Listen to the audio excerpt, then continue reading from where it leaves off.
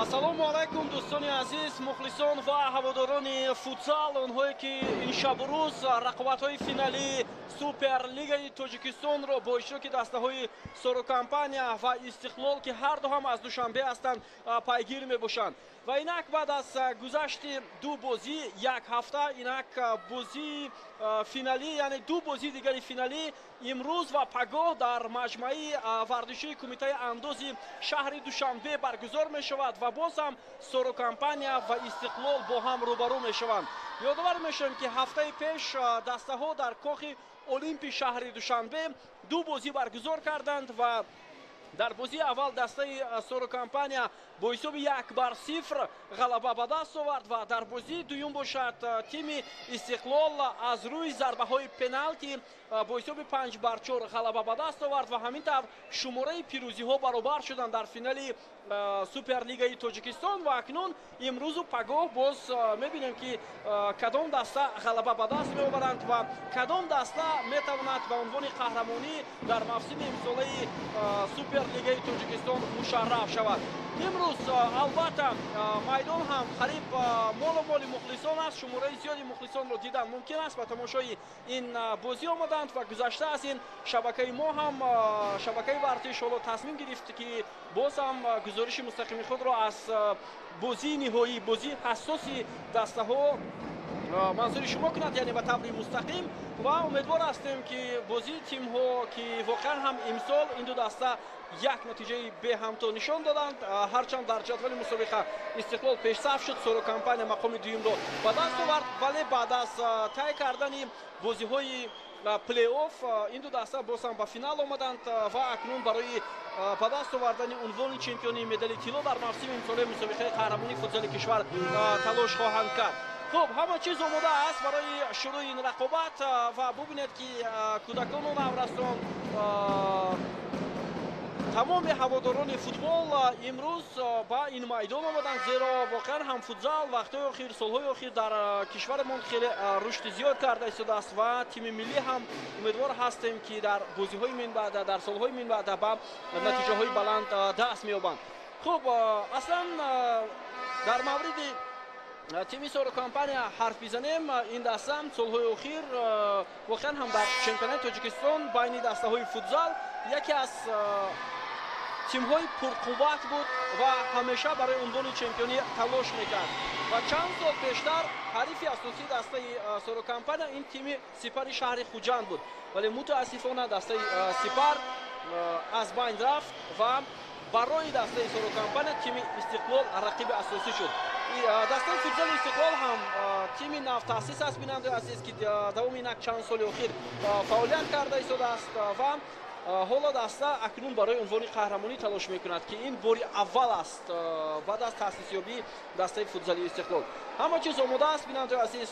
ман бовар дорам ки финал боз ҳам дар сатҳи баланд баргузор мешавад, зеро воқеан ҳам барои боз ҳам дар сатҳи баланд баргузор кардани бозии финалӣ доварон аз ҷумҳурии Қирғизистон даъват шуданд ва дар ду бозии аввал онҳо доварӣ карданд ва хеле хуб доварӣ карданд ва мо умедвор ҳастем ки имрӯз ҳам дар бозии байни дастаҳои Сорокомпания ва Истиқлол онҳо дар сатҳи баланд ин бозиро доварӣ хоҳанд кард.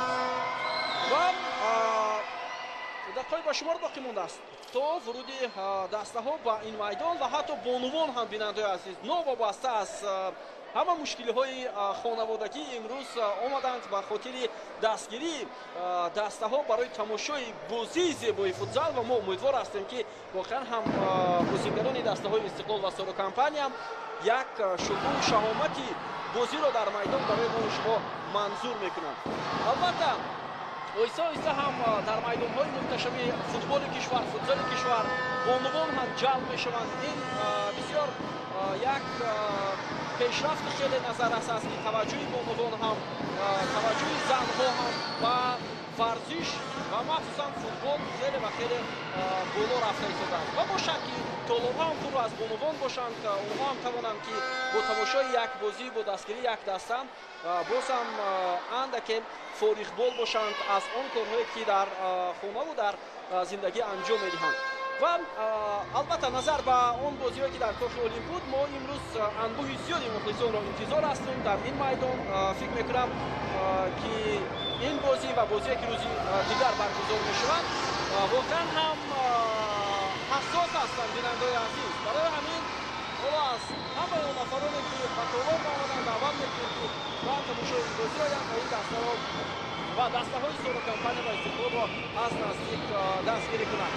хуб, ҳоло тимҳои Истиқлол ва Сорокампания вориди майдон мешаванд ва фикр мекунам қабл аз шурӯъи рақобат суруди миллии ҷумҳурии Тоҷикистон садо медиҳанд ва мо албатта баъд аз чанд лаҳза боз дар мавриди ҳайати дастаҳо ба шумо гуфта мегузарем.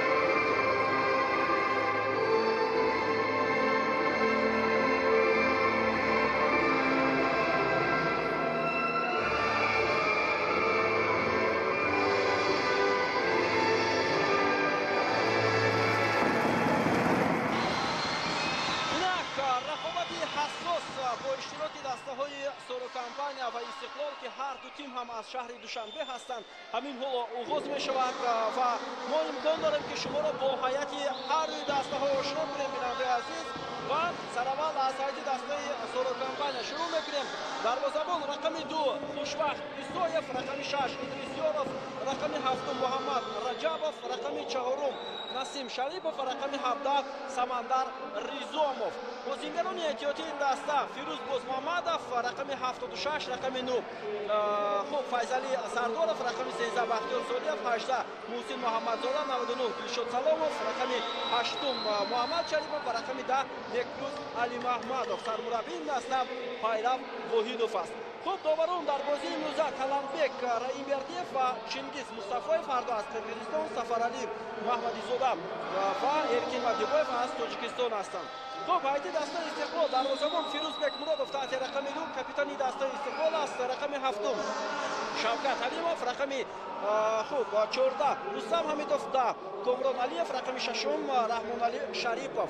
хуб, бозингарони захиравии ин даста рақами 13 Самараддин Шамсов, дарвозабони эҳтиётии ин тим рақами 4 Арсланбек Турсунов, рақами 5 Насратчо Исмоилов, рақами 12 Бекрӯз Идиев, рақами 7 Абдуқаюм Умаров ва рақами 77 Мирсаид Камолов. сармураббии дастаи Истиқлол мураббии гурҷистони аст. бинандаои азиз, ин Александр Ҷабирадзе мебошад ки имсол ба ҳайси сармураббии дастаи Истиқлол фаъолият карда истодааст ва сармураббии дастаи Сорокампания мо болотар гуфтем мураббии футзали кишвармон Пайрав Воҳидов мебошад ки ҳамчунин ғайр аз он ки сармураббии дастаи Сорокампания аст, ӯ сармураббии дастаи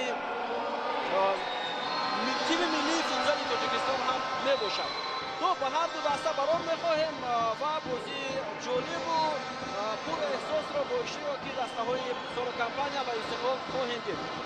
бозингарони дастаи Истиқлол бо либосҳои сурх бозӣ мекунанд ва бозингарони дастаи Сора компания бо либосҳои рангаш бунафш. Бинандаи азиз, нардабонӣ мекунем, шояд шумо гумон кунед ки ранги ин сиёҳ аст, аммо на, ин рангҳои бунафш ҳастанд, ҷигарӣ, ва барои ҳамин ҳоло ин аслан либоси дуюми дастаи Сора компания ба ҳисоб меравад.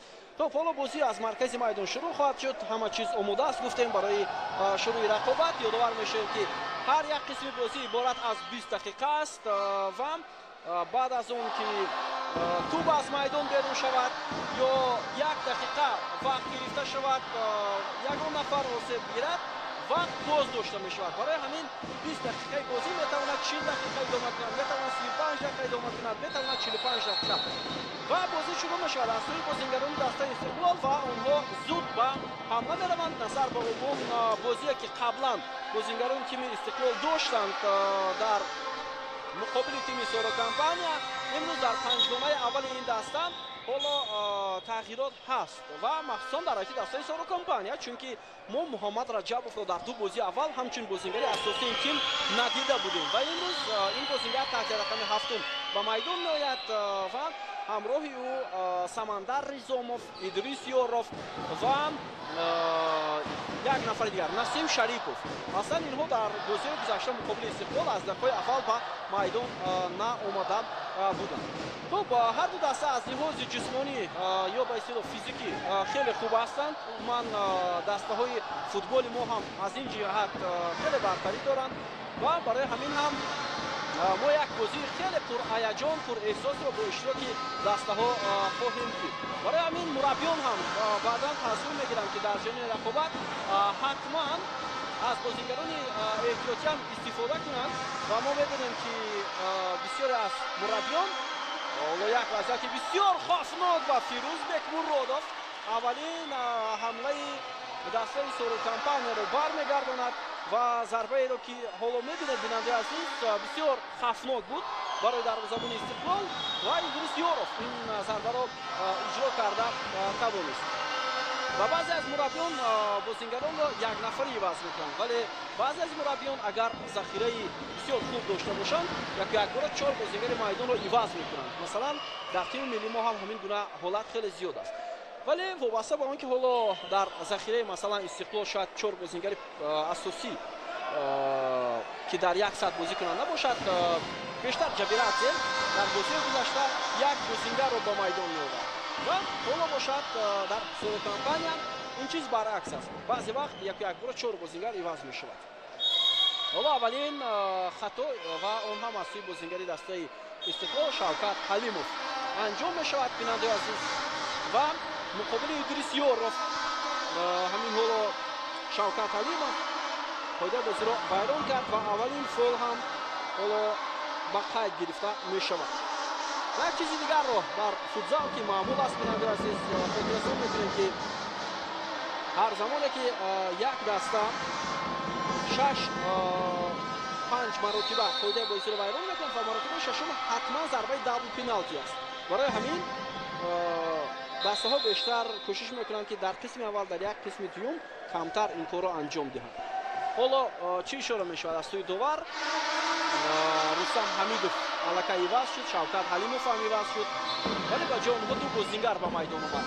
اینها تحت رقم 8 عبدالقیوم عمرف و تحت رقم 5 نصرتشاه اسماعیلوف. رحمان علی شریفوف و کامران علیف عوض نشدند. من این چیز رو بالاتر تخمین کرده بودم که در استقلال با این چیز اهمیتی دیگر میدهند، زیرا مثلا 4 بازیگری که در کوچه احتیاطی باشد در یک ساعت بازی کنند و 4 بازیگر اساسی رو عوض کنند، این طور نیست. و برای همین سورا کمپانیا این چیز رو زیادتر استفاده میکنه، یعنی 4 بازیگر اساسی عوض میگردد. خب حالا فشار میآورند بازیگران استقلال. خوشوقت ایسایف، محمد رجبوف، ادریس یاروف و فیروزبک مرودوف توپ رو داشته میگیرد. دروازه‌بان دسته استقلال، دروازه‌بان اساسی تیم ملی. یک ضربه دیگر و میدونه در موفقیت دسته استقلال در بازی دوم که یک شنبه گذشته برگزار شده بود نه تنها فیروز بکمرودوف بلکه دروازه‌بان احتیاطی این دسته ثمرالدین شمسوف نقش اساسی گذاشت، زیرا در سلسله ضربه های پنالتی محض او یک ضربه پنالتی بازیگران دسته سوروکامپانی را برگردانید و این خاطر استقلال پیروز شد. و بسیار بازی عجیب هم بود. دو قسم اساسی حالا یک وضعیت خفناک برای بازیگران استقلال. دو قسم اساسی خب مساوی به انجام رسیدند 1-1 و داور مجبور شد که باز دو قسم دیگر که عبارت از 5 دقیقه علاوه کند. در 5 دقیقه اول استقلالی ها 2 دفعه دروازه سوروکامپانی را رخ نکردند، ولی بعداً در 5 دقیقه قسم دوم علاوگی بازیگران دسته سوروکامپانی 2 دفعه دیگر موفق شدند، یعنی بازی 3-3 به انجام رسید در وقت اساسی و علاوگی و این طرف داوران مجبور شدند که ضربه های پنالتی تعیین کنند و در آن استقلال غلبه کرد. حالا سمندر رضاموف ولی به او امکانیت نمیدهد کامران علیف بر صورت اشتباهش را اصلاح کرد. بازیگر رقم 17 دسته سوروکامپانی. خود سمندر رضاموف قبلا در حیات دسته استقلال بازی میکرد بیننده عزیز، ولی ترک استقلال کرد و حیات دسته سورو گذاشت. خیلی بازیگر خوب است. خب اینک در سوروکامپانی بازیگری وصل می شود بعد از 3 دقیقه هنرنمایی. فیصلی سردورов کاپیتان دسته سوروکامپانی و همچنین محمد جان شریفов با میدان می آید. حالا ادامه حمله دسته استقلال رستم حمیدов، علیف، نصرتشاه اسماعیلov، عبدالقیوم عمرov و این اولین خط از جانب بازیگران دسته سوروکامپانی است.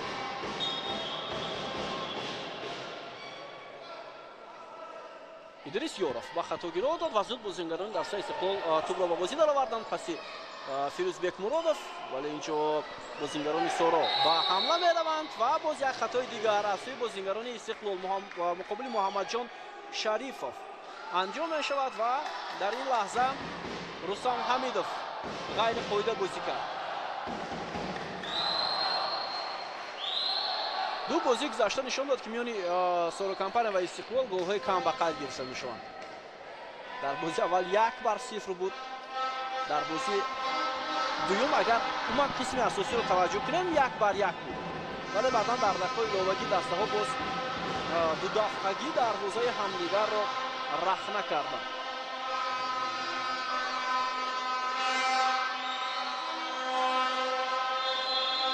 خب ضربه جریمه‌ای با فایده بازیگران سورو فیصلی سردورов ضربه زمینی ولی به نتیجه این ضربه با پایان میرسد.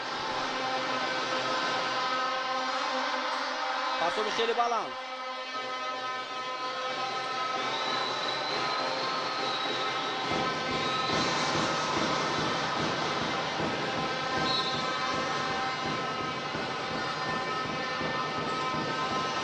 ادامه حمله بازیگران دسته استقلال. در حیط استقلال لیگنر این تیم به میدان آمده است ارسلانبек турсунов بازیگر از قرقیزستان. بکمرودوف یک پرتاب بلندی ولی بازیگران دسته سورو موفق شدند وضعیت رو رفع کنند. و ادامه حمله استقلال رستم حمیدov و ضربه بسیار خوبی او اما بلندتر توپ از میدان بیرون شد. داور اشاره میکند که اینجا ضربه کنجی است. ضربه کنجی است کنار چپ. حالا با بازی در آورده می شود و بیایید میبینیم اینجا ضربه بسیار خوب و گل. حساب 1-0 استقلال پیشرفت می شود. شوکت علیموف در دقیقه 5 رقابت با زدن گل دست می یابد. بیننده عزیز و فارغبالی بازیگران دسته سوروکامپانی بود. کسی مقابل شوکت علیموف نایستاد و او را خالی گذاشتند بازیگران سورو و همین این بازیگر موفق شد.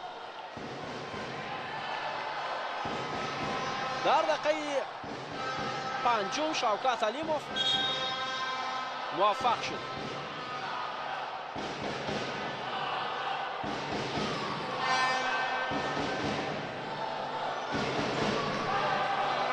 файзали сардоров. акнун ҷавоби бозингарони дастаи сороро мебинем. ҳар замоне ки онҳо аввалин шуда ба дарвозаи худ гол сар доданд, бисёр як фишори хуб, бозигузорӣ хеле олӣ анҷом медоданд. ҳоло чӣ? ҳоло мебинем ба ин кор қодир ҳастанд ё на. бархурди ду бозингар дар марказ. доварон ба ин чиз аҳамият намедиҳанд. комрон алиев ва муҳаммадҷон шарипов буд.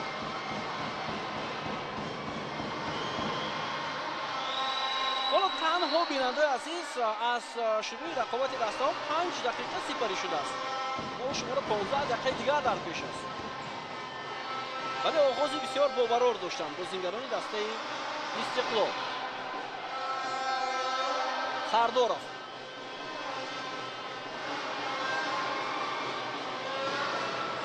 зарбаи Сардоров ва инак зарбаи кунҷӣ, аввалин зарбаи кунҷӣ ба нафи бозингарони Соро Компания.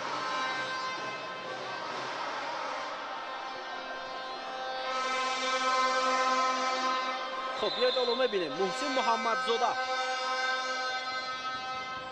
پرتابی از کنج میدان امکاناتی با پای چپ ضربه‌زنی وجود داشت اما سردارov دیر کرد و اینجا برخورد نصرتشاه اسماعیلوف و فیضعلی سردارov. داور اینجا فول حساب یا قاعده ویرانکنی حساب نمی‌کند. танҳо ба хотири он ки андаке осеб гирифт капитани дастаи Соро Компания, ба ҳамин хотир тӯбро боз ба ихтиёри ин даста гузошт. Шарипов, Ҳамидов хеле хуб тӯбро идора мекунанд. Шавкат Алимов, идомаи ҳамлаи дастаи Истиқлол, Рустам Ҳамидов, Насратшоҳ Исмоилов, тавассути Фирӯзбек Муродов онҳо бозӣ мекунанд. яъне итминон доранд ба дарвозабони хеш ки ба сифати бозингари майдон ҳам бисёр хуб ҳунарнамоӣ карда метавонад. ҳоло идомаи ҳамлаи дастаи Соро, вале ин ҳамла бартараф мешавад. боз ҳам бозингарони дастаи Соро бо тӯб. Муҳсин Муҳаммадзода зарбаи ӯ ва Фирӯзбек Муродов тавонист ин зарбаро баргардонад. бинандаҳои азиз, бубинед чӣ гуна хавфнок буд барои капитани дастаи Истиқлол. Сардоров, Дилшод Саломов, Муҳсин Муҳаммадзода ва мехоҳанд бозингарони Соро комбинатсия анҷом диҳанд. партоб ба Файзалӣ буд, аммо бенатиҷа. ин ба анҷом расид ва хатои дуюм аз сӯи бозингарони дастаи Соро анҷом мешавад. Дилшод Саломов тӯб аз ӯ гузашта буд. Абдулқаим Умаров ин корро анҷом дод, вале дифоъгари дастаи Соро ӯро аз пой афтонид.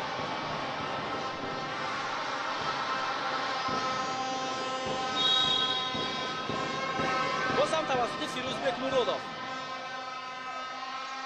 зарба мезанад аз ҳамин мавқеъ Бек Муродов, вале зарба хато рафт. аз паҳлӯи дарвозаи хушвақт Исоев тӯб аз майдон берун шуд. идомаи ҳамлаи дастаи Соро. ҳоло он бозингарони чаҳоргонаи дуюме ки дар майдон чанд дақиқа пештар омада буданд иваз нашуда истоданд. онҳо зиёда аз 4 дақиқа дар майдон бозӣ доранд.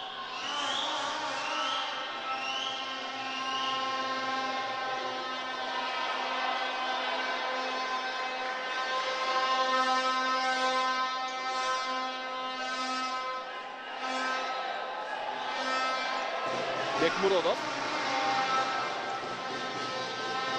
идомаи ҳамлаи бозингарони Истиқлол ва зарбаи Раҳмоналӣ Шарипов бо тахаллуси Бобу анҷом дода мешавад, вале тӯб бо як расиш ба бозингари Соро аз майдон берун шуд. Умаров, боз ҳам Раҳмоналӣ Шарипов, зарбаи навбати ӯ, вале Фирӯзбек Муродов дар хати дифоъ аст ва паси Шарипов ва Насратшоҳ Исмоилов бенатиҷа ба анҷом мерасад. инҷо як бозингари дастаи Соро Компания дар замин хобидааст. ба ин хотир довар ҳоло ишора мекунад ки ба ӯ кӯмаки аввал расонида шавад. бозингари рақами 99 Дилшод Саломов. аксари бозингарони пештози дастаи Соро Компания ки дар футзал ба як натиҷаи хеле баланд расиданд. онҳо мактаби футболро гузаштанд, на мактаби футзалро. умуман дар кишвари мо бинандаи азиз мактаби футзал қариб ки дида намешавад. чанд сол пештар ва солҳои гузашта ҳам баъзе мураббиён доштанд дастаҳои футболи хурд ки мутобиқат мекарданд ба футзал, аммо ҳоло нест. бубинед агар давраи ин бозингарон гузарад, шояд боз ҳам бозингароне ки карьераи худро дар футбол ба анҷом расонданд, онҳоро мешавад ба футзал ҷалб кард. вале агар аз наврасӣ дастаҳои кӯдакону наврасони футзал ташкил карда шавад, барои ояндаи рушди футзали мо ман фикр мекунам бисёр созгор хоҳад буд. аммо ҳоло ин тавр нест. боз як хатои дигар ва ин дафъа аз ҷониби Комрон Алиев, бозингари дастаи Истиқлол буд. ҳоло имконият барои дастаи Истиқлол, вале Насратшоҳ Исмоилов ки фишор овард ба бозингари дастаи Соро муваффақ нашуд. хуб, дар майдон мо Некрӯз Али Маҳмадовро мебинем. бозингари рақами дастаи Соро аввалин бор аст дар бозии имрӯза ба майдон меояд. дар чаҳоргонаи аввал ҳоло ҳамроҳ шуд ки он ҷо Насим Шарипов, Идрис Ёров ва як нафари дигар Самандар Ризомов ҳастанд. яъне Муҳаммад Раҷабов аз ин чоргона ҳоло ба майдон наомад.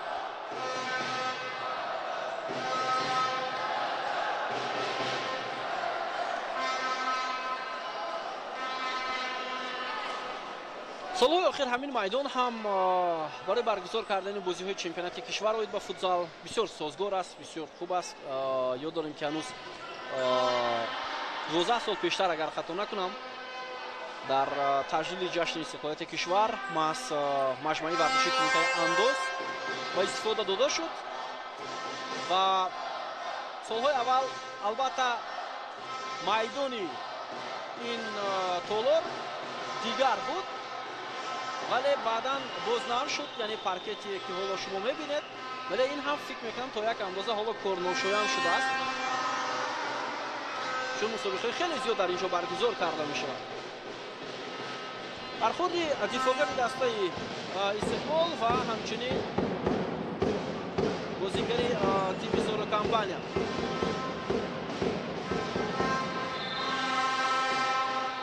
зарба аз масофаи дур, вале бенатиҷа. аут ба нафи бозингарони Истиқлол. Ҷабирадзе ҳоло бубинед чӣ гуна дастур дода истодааст ба дастпарваронаш. Абдулқаюм Умаров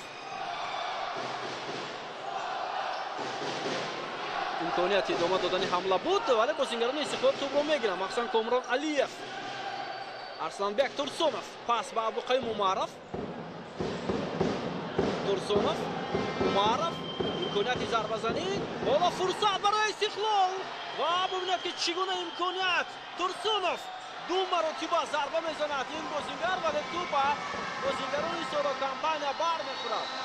ҳоло бисёр имконияти хуб буд барои шогирдони Ҷабирадзе, бозигузори бисёр олӣ. Насим Шарипов хеле хуб дифоъ кард ду маротиба ва баъдан Самандар Ризомов. ҳамлаи навбатӣ бозингарони Истиқлол. Умаров,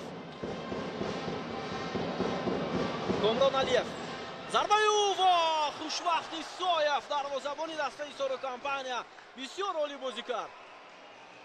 аз замоне ки Хушвақти Соев дар ҳайати дастаи Соро Компания аст, ӯ ҳамчун дарвозабони дуюм буд. бинандаи азиз, яъне итминони шояд сармураббиёни дастаи Соро Компания ба ӯ хеле ва хеле камтар буд, вале бозиҳои финалии Суперлига нишон медиҳанд ки Хушвақти Соев воқеан ҳам метавонад ҳамчун дарвозабони асосӣ дар ҳайати ин даста бозӣ кунад ва ҳатто худро ҳоло хуб нишон дода истодааст барои даъват шудан ба тими миллии футзали кишваримон. ин бисёр хуб хоҳад буд барои ин дарвозабони ҷавон.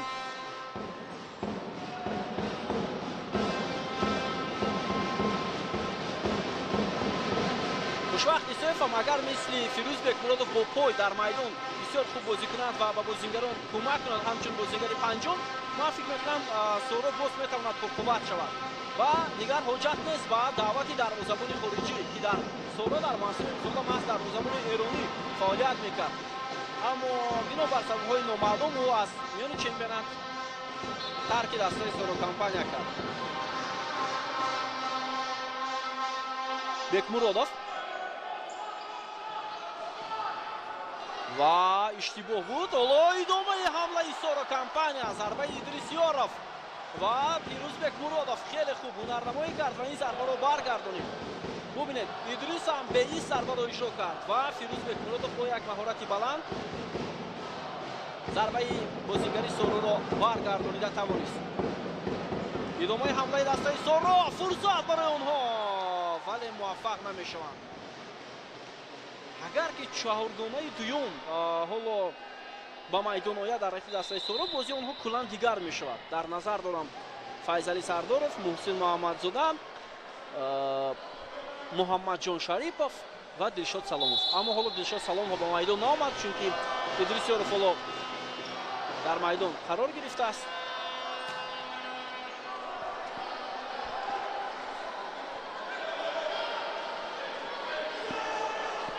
Муҳаммад Шарипов, Дилшод Саломов ҳоло ба майдон ворид шуд. танҳо Файзали Сардоров, Файзали Сардоров ҳам дар майдон аст. Муҳсин Муҳаммадзода ва инҷои чиз нест, довар ишора мекунад, фурсат барои Истиқлол ва аммо Раҳмоналӣ Шарипов беҳтарин имкониятро аз даст дод. ҳоло Муҳсин Муҳаммадзода инҷо даъво мекунад бо довар ва довар ба ӯ корти зард нишон дод. ба бозингари рақами 18 дастаи Сорокомпания довар корти зард нишон медиҳад барои даъвояш бо довар.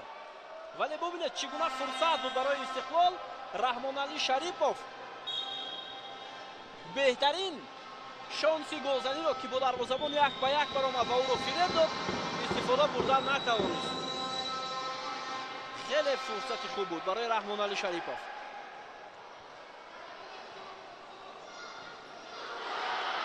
аммо бо лаҳзае ки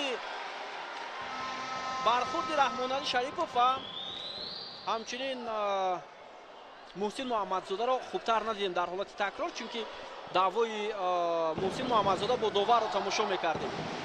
барои ҳамин агар дар лаҳзаҳои дигар коргардон ин чизро барои мо шумо нишон диҳад, боз хубтар мешавад ва мебинем ки онҷо воқеан қоидаи бозӣ вайрон шудааст ё на. биёед мебинем.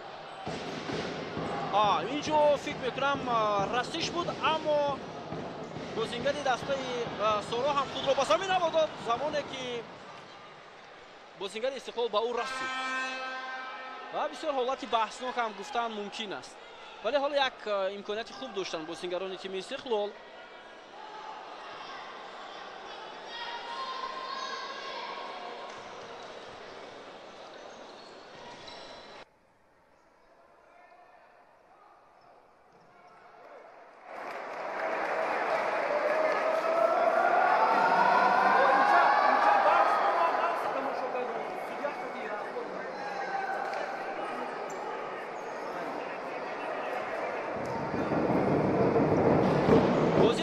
бинандаи азиз,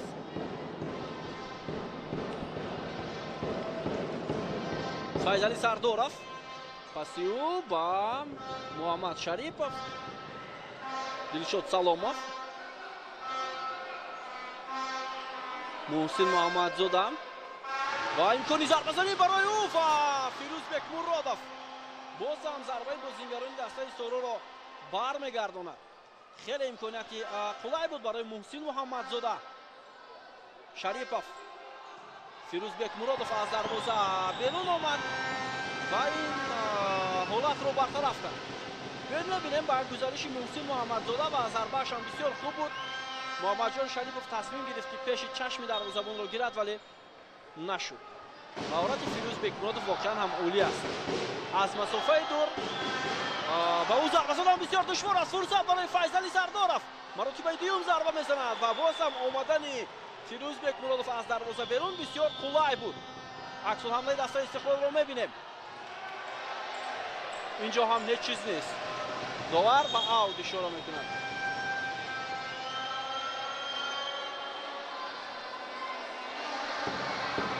аммо бозингари Соро ба тӯб нарасидааст. инҷо ҳам метавонист довар як қоидавайронкунӣ ё хатоеро ҳисоб кунад. бозингари дастаи Истиқлол бо тӯб рафта истода буд.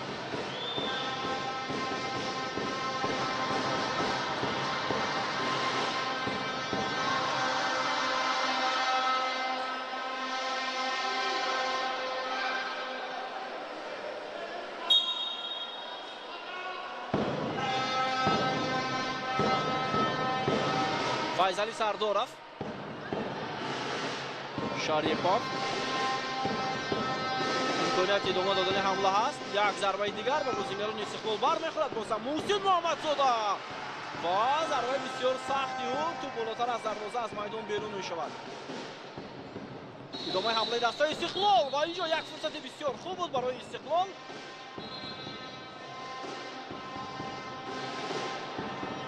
بعد یک روز دیف یک امکانیت بسیار خوب داشت برای استقلال. بختیار سالیف او هم اولین بار در بازی موزه به میدان می آید. حالا داور چی اشاره میکنند اینجا؟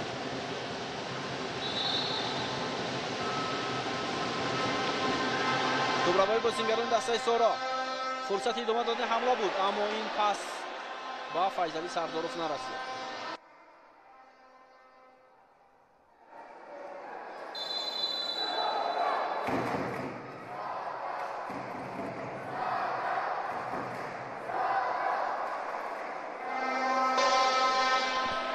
خب تایم اوت گرفته می شود از جانب مربیان.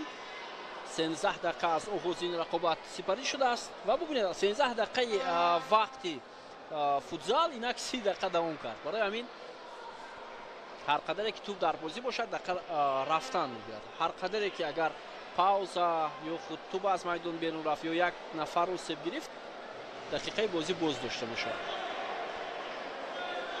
و بیاید به گل استقلال توجه میکنیم که در دقیقه پنجم رقابت شوکت حلیموف به هدف رسانید با یک پاس زیبا از کنج میدان از جانب رستم حمیدوف پاس اجرا شد و شوکت حلیموف توپ را به درون دروازه سورو کمپانیا روان کرد و گل را مثل کریستیانو رونالدو جشن گرفت. فکر میکنم مخلصی اشدی کریستیانو رونالدو است.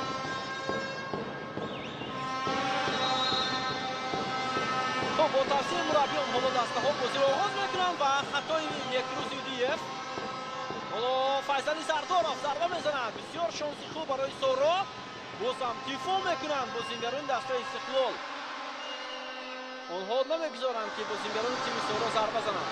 یک ضربه دیگر و خیلی خطرناک از مسافه دور از جانب بختیار سالیف بود.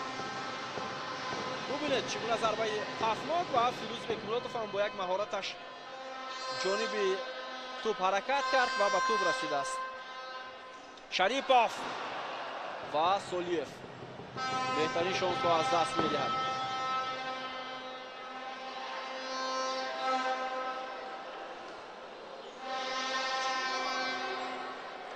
بکمرادوف، عبدالقیم اومارов. یک چیز دیگر رو اگر در بازی موزه متوجه شده باشد بیننده عزیز، حالا ادامه حمله دسته استقلال رو میبینیم. ضربه اومارов و تو با یک رسیش به یوروف از میدان بیرون میشود. هر قدری که بازیگران استقلال توسط دروازه‌بان بازی میکنند و بازیگران سورا میخوان به دروازه‌بان هم فشار آورند اما موقع دیگر بازیگران خالی میمونند. امکانیت برای استقلال و باز هم یک فرصت دیگر. اینجا رستم حمیدوف نتوانست از این امکانیت خوب استفاده برد. بهترین شانس بود برای رستم حمیدوف. ادامه حمله دسته سورا. یک ضربه دیگر. فرصت خوب برای دسته سورو کمپانیا و موفق نمیشوند. آنها واقعا هم بازیگران اساسی دسته سورا چهارگانه دویمی که در بازی امروزه استفاده میشود بسیار خوب هستند. آنها خیلی قوه بلند دارند، خیلی بازیگزاری خوب انجام میدهند و این خاطر بیشتر فشار میآورند به بازیگران استقلال. نظر به چهارگانه اول. سرداروف، فیضلی در مقابل یک بازیگر استقلال. گزارش بسیار خوبی فیضلی ولی ضربه‌اش با ثمر نمیرسد. بیننده عزیز، بکمرادوف توپ در پای بازیگر استقلال. فرصت برای استقلالی ها اما با او مانع پیش آورد بختیار سالیف. ادامه حمله دسته سورا. ادریس یوروف ولی توپ را با بازیگران استقلال و اونها توپ را از میدان زده بیرون میکنند.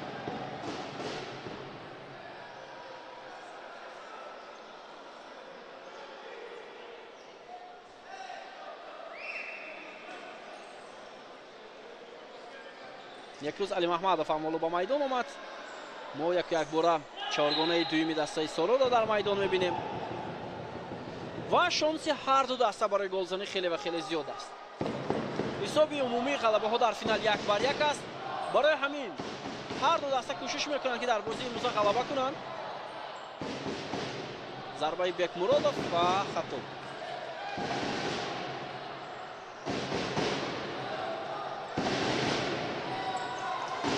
Некрӯз Алимаҳмадов. Идрисёров. хеле гузариши хуб, аммо то анҷом ҳаракат карда натавонист. Идрисёров.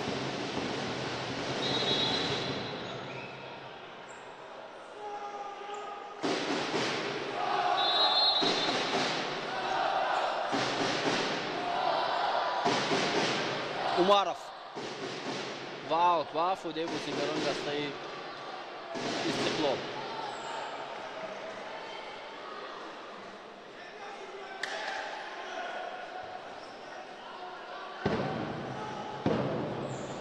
خب عبدالقایم معرف از аут توپ را به بازی می‌دارد. پرتاب بی‌نهایت بلند.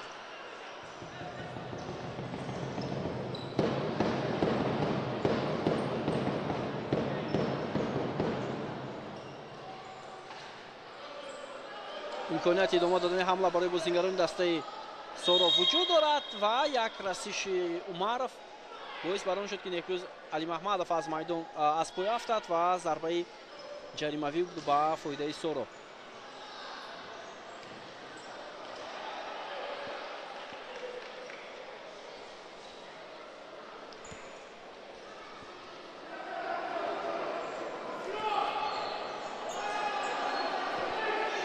партоби баланди Фирӯзбек Муродов, Арсланбек Турсунов ва тӯб аз пои ӯ аз майдон берун мешавад. аммо бозингарони Истиқлол ҳам фишор меоваранд.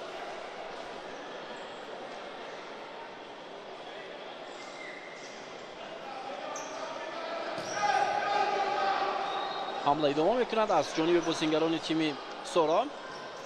Ёров, Самандар Ризомов ва бениҳоят зарбаи олӣ аз ҷониби Самандар Ризомов буд. бинандаи азиз, воқеан ҳам бисёр хуб ин зарба иҷро карда шуд аз ҷониби бозингари рақами 17 дастаи Соро компания. бедлаҳзаи такрорро мебинем. тӯп ба тири дарвоза мерасаду бармегардад ва воқеан ҳам Фирӯзбек Муродов илоҷи баргардондани ин зарбаро пайдо накарда буд. хеле зарбаи сахт буд аз ҷониби Самандар Ризомов.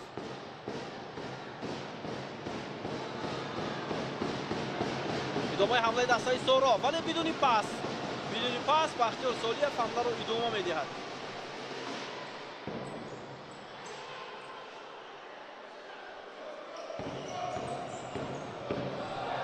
ва боз ҳам ҳамлаи бозингарони Соро бенатиҷа ба поён расид. бубинед, беист Ризомов зарба мезанад. хеле олӣ буд. ва инҷо хатогӣ аз ҷониби Идрисёров дар назди ҷаримагоҳи дастаи Соро компания ба амал меояд. Некрӯз Алимаҳмадов аст, на Идрисёров.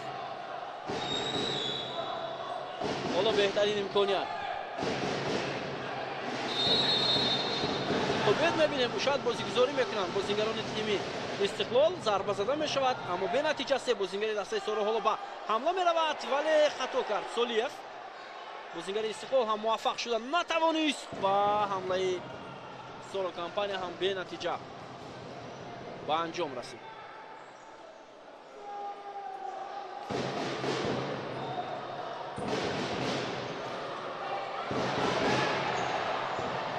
Ризомов пас намегузарад аз бозингарони дастаи Истиқлол.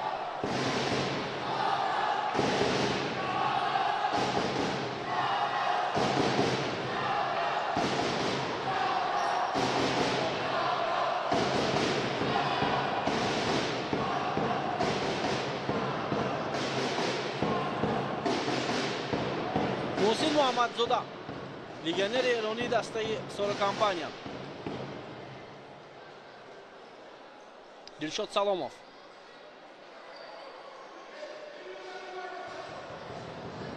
Muhammadjon Sharipov. Fayzali Sardorov. Sharipov. Muhsin Muhammadzodan imkoniyati zarbazani بود. حالا فایزلی سردورov ضربه میزند و توپ با بازیگران استقلال برمیخورد. ادامه حمله دسته سورون رو میبینیم و دلشاد سالوموف ضربه زد از کنار راستی میدان ولی ضربهش خطا رفت.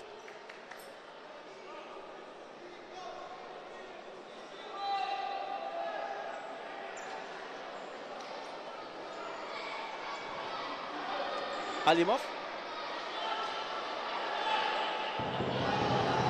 و گزارش شوکت علیموف. ادامه حمله دسته استقلال رو میبینیم. حالا فرصت هست. نصرتشاه اسماعیلوف، شوکت علیموف. ببینید چگونه بازی میکنند. علیموف ضربه او به کنج دروازه خوشوقت ایسایف دروازه‌بان تیم سورو کمپانیا و ضربه کنجی به فایده دسته استقلال. از یک ضربه کنجی بازیگران استقلال گل زدند. حالا میبینیم که این دفعه چیکار میکنند آنها. و باز هم ضربه کنجی.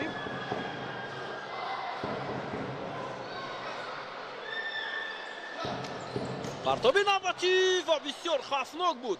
اما ببینید در جریمه‌گاه بازیگران سورو نمیتوانند خوبتر در مقابل بازیگران استقلال بازی کنند برای برطرف کردن این حمله. نصرتشاه اسماعیلوف حالا امکان داشت که توپ دوم را به دروازه دسته سورو روان کند.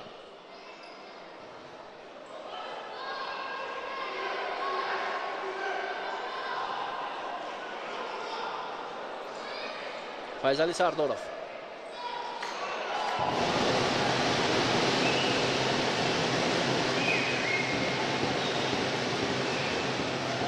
سه دقیقه دیگر باقی مانده است تا پایان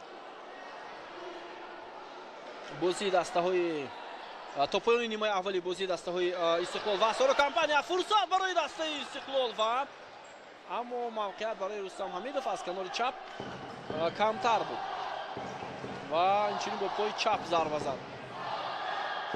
دلشاد سالوموف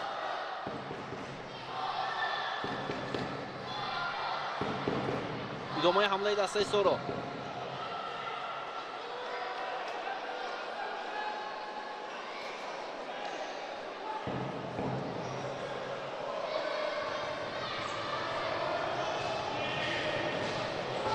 و ضربه محسن محمدزاده خیلی هم بلند رفت و یک حمله دیگری دسته سورو به نتیجه به پایان رسید.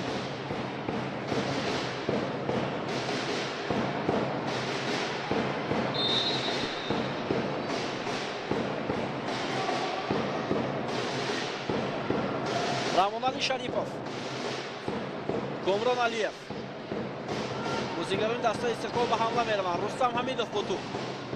امکانیت برای رستم حمیدوف ولی نه بدون پاس و نه بدون زدن ضربه حمله دسته استقلال به پایان رسید. عکس حمله دسته سورو محسن محمدزاده.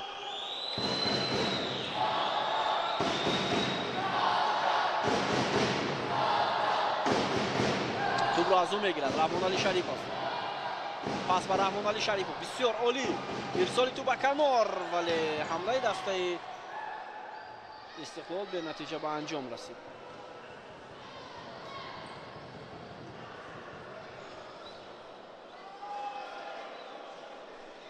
خب بیاید میبینیم رامونعلی شریفوف با توپ بود و فایزلی سردورov در مقابل او بازی کرد.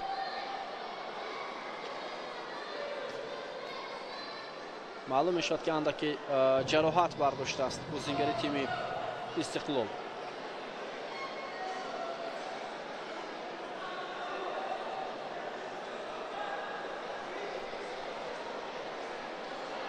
و شماره زیادی مخلصان را گفتم دیدن ممکن است در میدان. بیننده عزیز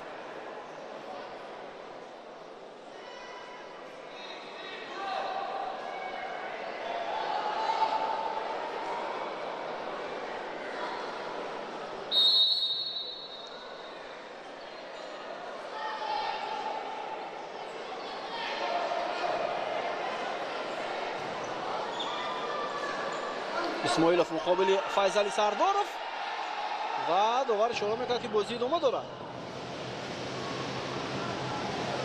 сардоров пас ба канор, дилшод саломов. дақиқаи охирини бозӣ аст бинандаи азиз ва ҳамлаи дастаи Сороб бенатиҷа ба анҷом мерасад.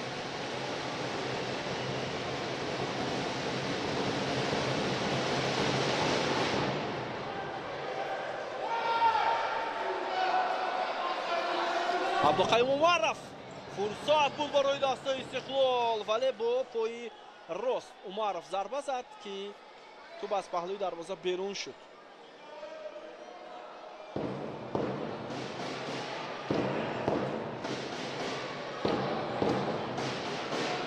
муҳсин муҳаммадзода. сонияҳои ба шумор боқӣ мондааст барои тими Сорокомпания дар нимаи аввали бозӣ.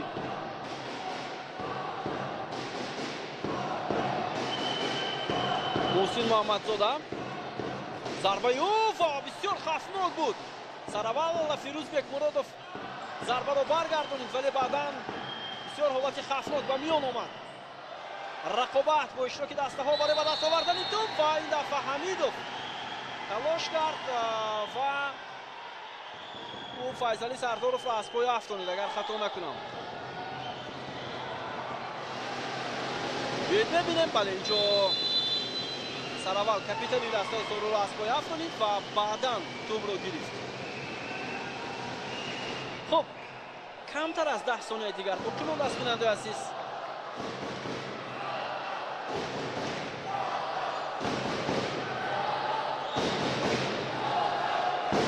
муҳсин муҳаммадзода ҳам каме осеб гирифтааст.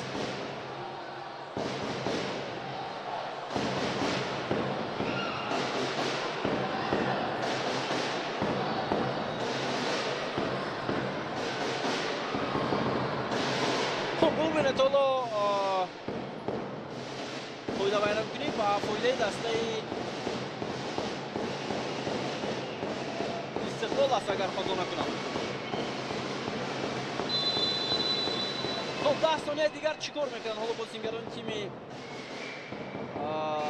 Соров ва таймаут гирифта шуд аз ҷониби сармураббии дастаи Сорокомпания Пайрав Воҳидов ва дар ин лаҳза сармураббии Истиқлол Александр Ҷабирадзе ҳам ҳоло дастур медиҳад.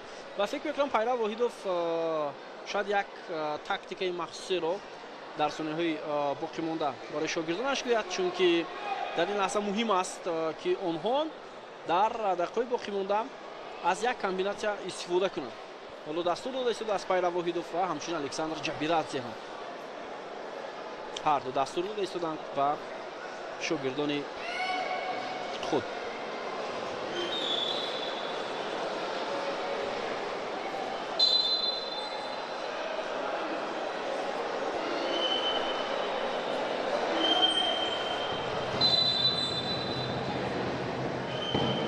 хуб, биёед мебинем.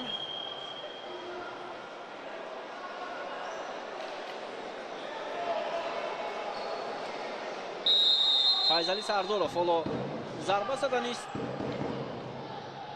партоб мекунад ба Муҳаммадҷон Шарипов.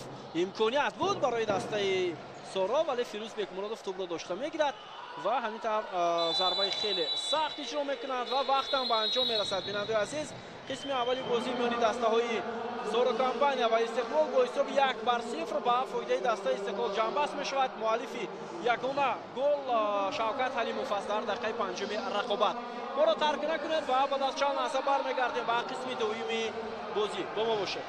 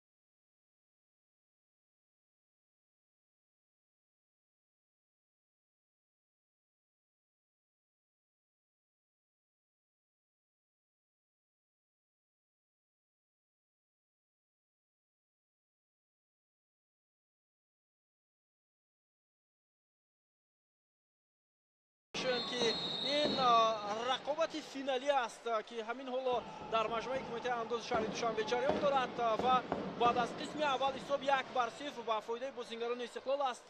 Ягона тӯпам ба Шавкат Алимов тааллуқ дорад ки дар дақиқаи панҷум аз зарбаи кунҷӣ баъд аз зарбаи кунҷӣ тӯпро ба даруни дарвозаи дастаи Соро Компания равон кард ва бо ҳамин бо ҳисоби 1-0 қисми аввали бозӣ ба анҷом расид. Акнун нимаи дуюм шурӯъ мешавад. шояд ҳалкунанда ҳаст барои ҳарду даста, зеро бозингарони Истиқлол то як андоза мехоҳанд ин ҳисобро нигоҳ доранд ва бозингарони Соро Компания бошанд барои баробар кардани ҳисоби бозӣ талош менамоянд. ва дар ҳайати дастаҳо назар ба оғози рақобат тағйирот ҳаст, аз ҷумла дар ҳайати дастаи Соро Компания. خب بیاد سرول دسته مهمون رو برای شما معرفی میکنیم. استقلال با لباس‌های سرخ‌بازی دارد. در میدان حالا رقم 6 رحمان علی شریفوف، رقم 10 کامران علیف، رقم 14 رستم حمیدوف و رقم 1 دروازه‌بان فیروزبک مرادوف و همچنین بازیگری دیگر در میدان این رقم 7 شوکت حلیموف است، مؤلف گل دسته استقلال. خب پنجگانه اولی دسته سورو در قسم دوم رقم 10 نیکروز علی محمدوف، رقم 17 سمندر ریزوموف، رقم 6 ادریس یوروف، خب رقم 18 محسن محمد زاده و در زبان خوشوقت ایسویف است تحت رقم 2 و محض در پنجگانه اولی دسته سورو تغییرات است. در آغاز قسم اول اونجا محمد رجبوف، نسیم شریفوف، خب ادریس یوروف و سمندر ریزوموف بازی کردند. حالا باشد این طور نیست. حالا پنجگانه اول رو نفران دیگر تشکیل میکنند. ادامه حمله بازیگران سورو در قسم اول شاگردان پیرو واحدوف چند فرصت خوب داشتند، از جمله از همه مهمترش این ضربه زده سمندر ریزوموف بود که تو به تیر دروازه برخورد. استقلالی ها هم بعد از اون که حساب رو کشیده و شوکت حلیموف فرصت برای او و چگونه امکانیت را حلیموف از دست میدهد.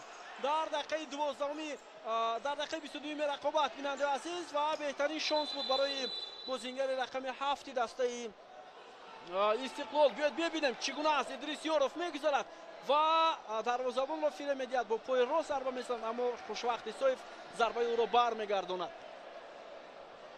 خب اینجا اندک نقصان تکنیکی شد، برای همین بازی را باز میدارند. خب در قسم اول بازیگران استقلال با استثنای گل زده شوکت حلیموف یک فرصت بسیار خوبی 100% گلزنی داشتند. این ضربه یا خود امکانیت رحمان علی شریفوف بود که با دروازه‌بان 1-1 برآمد، دروازه‌بان رو فریب داد اما ضربهش از پهلوی دروازه بیرون رفت، یعنی با دروازه خالی گل زدن نتوانست.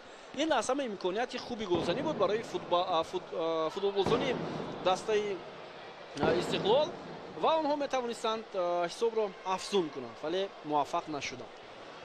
بر صورت ما در قسم دیوم باز دقیقه بعدی را خواهیم دید و قسم دیوم را پورا منتظر میشویم که با چی نتیجه انجام میشود. و اگر بیننده عزیز مثل فینال دوم که اونجا وقت اساسی 1-1 انجام رسید همین گونه شود، اونجا محض قسمی ایلوگی داده می شود عبارت از 5 دقیقگی و در صورتی باز غالی معین نشدن باز اونجا ضربه پنالتی. این گزارش شوکت حلیموف بود، بسیار عالی بود و ادریس یوروف را فریب داد با یک مهارتی بلند. یک چیزی جالبش در بازی استقلال اون است که فیروزبک مرادوف پرتاب‌های دقیق انجام می‌دهد، خواه با پای خواه با دست. برای همین این یکی از موفقیت‌های کلانی دسته استقلال است. بیننده عزیز گذشته از این فیروزبک مرادوف باز میتواند با صفت بازیگر میدان هنرنمایی کند. این هم یک موفقیت کلانی دسته استقلال است. مثلا در سورو کمپانی اگر اونها با حساب خفا مانند اونگاه بازیگری پنجم استفاده می شود، ولی در استقلال در این صورت خودی فیروزبک مرادوف میتواند بازی کند، چون که فیروزبک مرادوف تجربه یا خود همون استعداد خوبی بازیگری میدان را هم دارد و حتی گل‌هایش را شما شاید در خاطر داشته باشه، در تیم ملی هم گل زده بود فیروزبک مرادوف و در حیاتی دسته هم یعنی در باشگاه هم همین کار را انجام داده بود. برای همین فیروزبک مرادوف یک بازیگر صاحب استعداد ناتکرار فوتبال کشورمان است. бо ту бозингарони Сором ва инҷо андаке аз пироҳани бозингари Истиқлол дошт Идрисёров, вале довар дар назди буд, чаро ба ин чиз мутаваҷҷеҳ нашуд. Бале инҷо 100% хато аз ҷониби бозингари дастаи Соро Компания сурат мегирад. хуб, дар оғози қисми дюм мо ҳайти доваронро нагуфтем. онҳо аз ҷумҳурии Қирғизистон ҳастанд. инҳо Талантбек Раимбердиев ва Чингиз Мустафоев ҳар ду аз Қирғизистон даъват шуданд барои доварӣ кардани бозиҳои финалии Суперлигаи Тоҷикистон. дар ду бозии аввал ҳам онҳо буданд ва ба ӯ доварони маҳаллӣ ё доварони тоҷик кӯмак мекунанд. Сафаралӣ Маҳмадализода,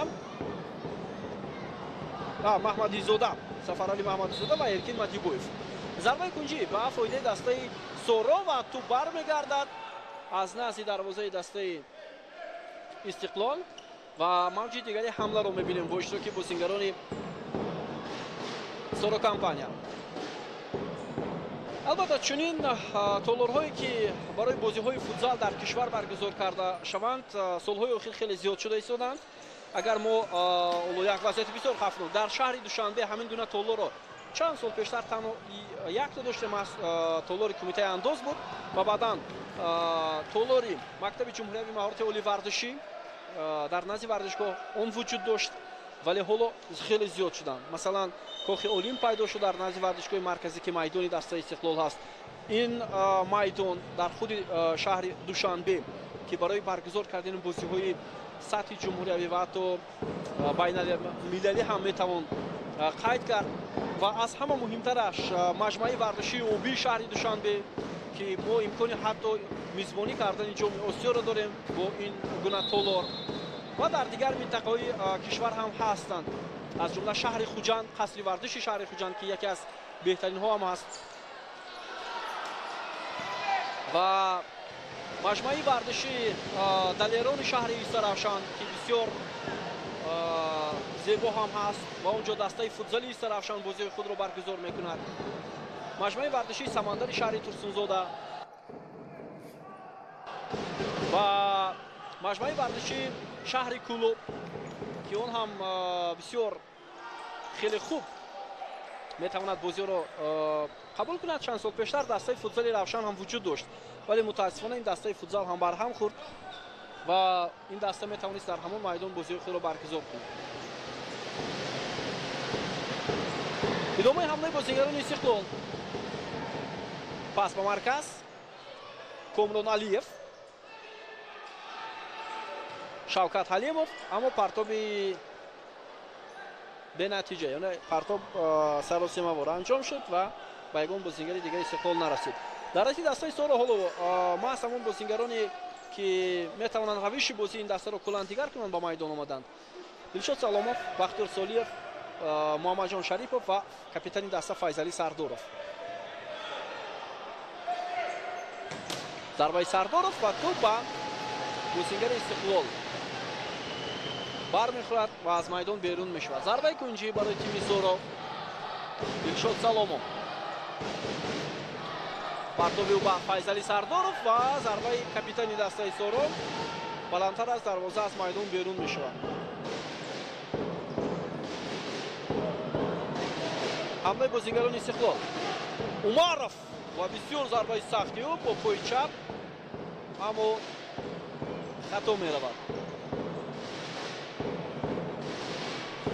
замоне ки ҳамин гуна толорҳо барои баргузор кардани бозиҳои футзал вуҷуд дорад, гояк дастаҳои футзал ҳам зиёд карда шаванд. дар чемпионати Тоҷикистон танҳо имсол дастаи Истиқлол ва Соро Компания аз ҳама беҳтар буданд ва ба рақобатҳо омадани дастаи Амонатбонк ҳам ман фикр мекунам бисёр хуб мешавад. хуб шуд, чунки дастаи Амонатбонк ҳам ҳоло шонси ба даст овардани зинаи сеюмро ҳам дар ин мусобиқа дорад ва дастае ки нав ташкил шуд аз ҷониби бонки давлатии амонатгузории Тоҷикистон Амонатбонк.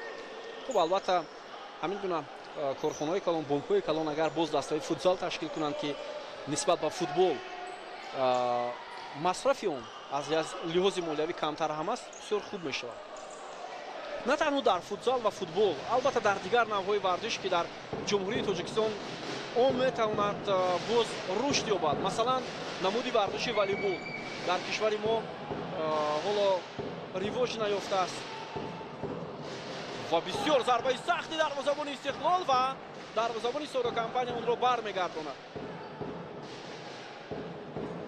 бубинед чӣ гуна зарба мезанад Фирӯзбек Муродов ва ин истеъдоди ӯро мо дар оғози қисми дуюм гуфта будем барои шумо бинандаи азиз.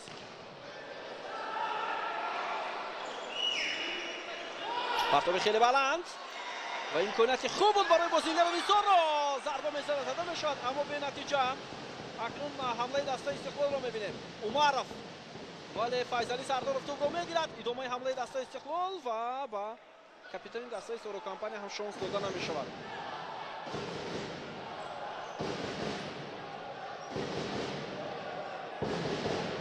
Абдуқаим Умаров, Насратшоҳ Исмоилов, боз ҳам Умаров, пасю Насратшоҳ Исмоилов, зарба ва гол. Гол аст ё на? На, инҷо агар довар ишора мекард, фикр мекунам мо мефаҳмидем ки гол буд. Аммо на, гол нест. 100%. инҷо дар як ҳолати такрор дидан мумкин аст ки тӯб ворди дарвоза нашудааст. ва боз як имконияти хуб барои дастаи Истиқлол. ин аллакай дуюмин фурсате буд ки бозингарони Истиқлол дар қисми дуюм пайдо карданд. ин дафъа дар дақиқаи 26-уми рақобат чунин як имкониятро Насратшоҳ Исмоилов ба даст овард.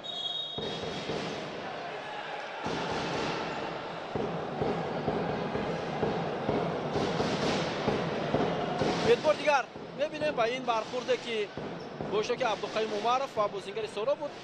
инҷо қоидавайронкунӣ фикр мекунам набуд. танҳо худи Умаров андаке нодуруст худро ба замин ҳаво дод ва аз пой афтид.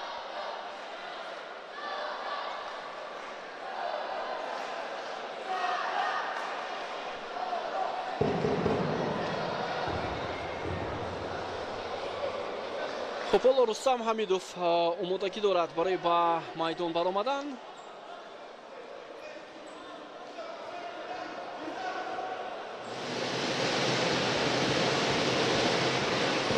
فیضلی سردارов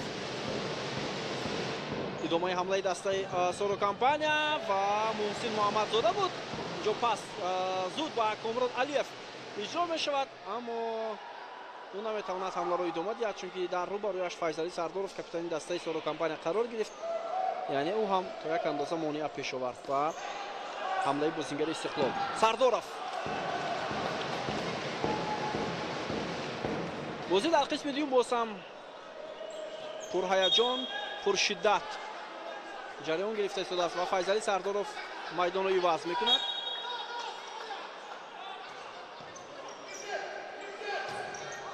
ضربه خیلی خوبی ادریسیارov.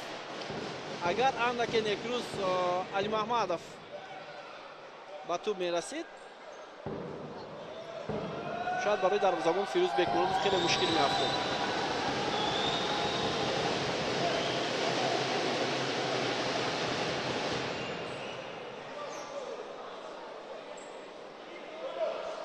چنین یک فینالی رو که در سوپرلیگا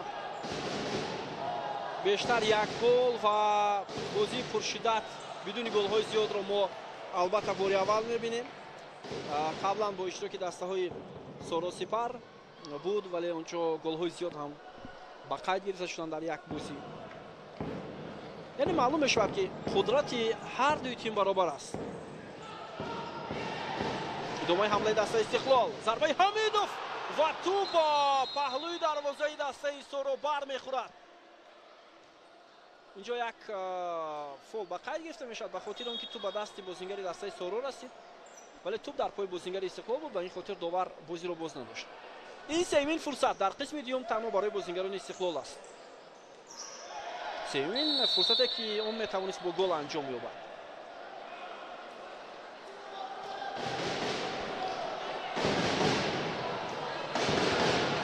حالا رستم حمیدوف اندکی جراحت گرفت.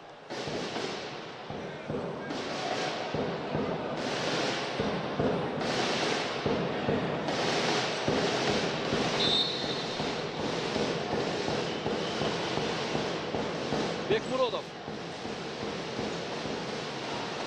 идомаи ҳамлаи дастаи Истиқлол.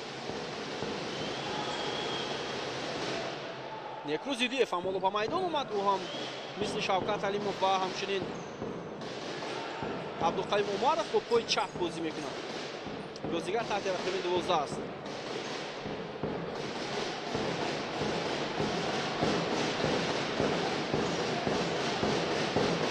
тӯбравои бозингарони Истиқлол. Насратшоҳ Исмоилов. гузариши фурсат ва имконият барои бозингарони Истиқлол. инҷо бидуни пас бозӣ кард Насратшоҳ Исмоилов. як гузариш хуб буд, аммо дуюму сеюмин аллакай бенатиҷа, ҳарчанд гузаришаш бисёр хуб буд.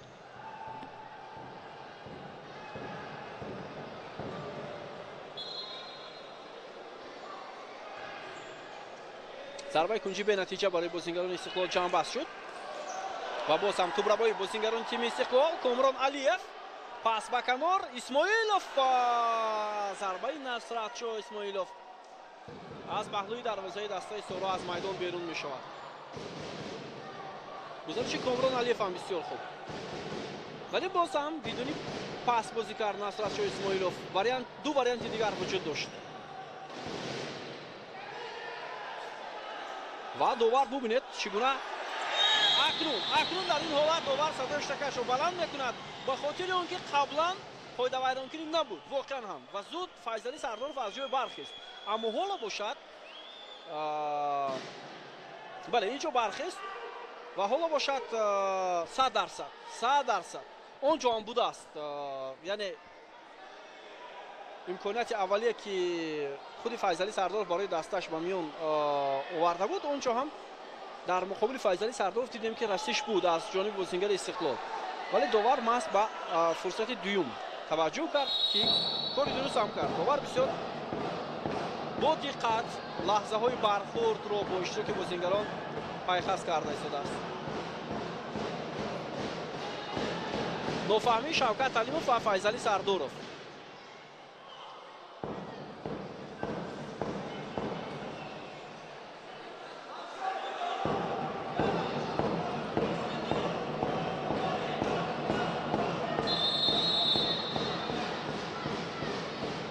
Файзали Сардоров бо тӯб, зарбаи уд ва бозингарони Истиқлол ин вазъиятро рафт карданд ва тӯб рост ба дасти дарвозабони дастаи Соро рафт. Идрис Ёров, Файзали Сардоров, Муҳаммадҷон Шарипов,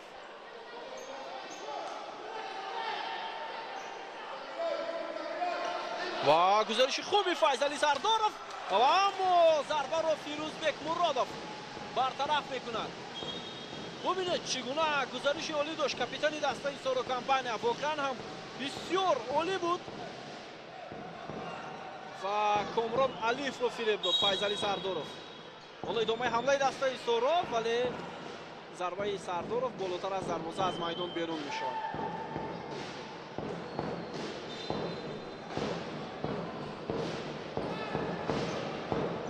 партоби Бекмуродов баландтар. танҳо 8 дақиқа сипарӣ шудааст бинандаои азиз аз оғози қисми дуюми рақобат. ҳоло дақиқаи 29-уми рақобат ҷараён гирифта истодааст. Самандар Ризомов, Сардоров, фурсати бениҳоят хуб буд барои бозингарони Соро ва имконияти боз хубтар Самандар Ризомов. ва чӣ гуна имкониятро Ризомов аз даст медиҳад. биёед мебинем зарбаи Ёров Ризомов дар ду ҳолат имконияти хуб дошт. инҷо зарбаи кунҷӣ будааст. Файзали Сардоров, зарбаи навбатию ва бисёр хавфнок дар назди дарвозаи Истиқлол.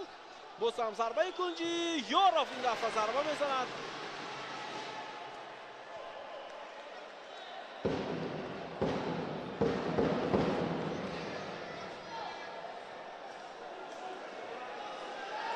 дар чанд лаҳзаи охир ҳамлаҳои дастаи Соро бениҳоят зиёд шуд.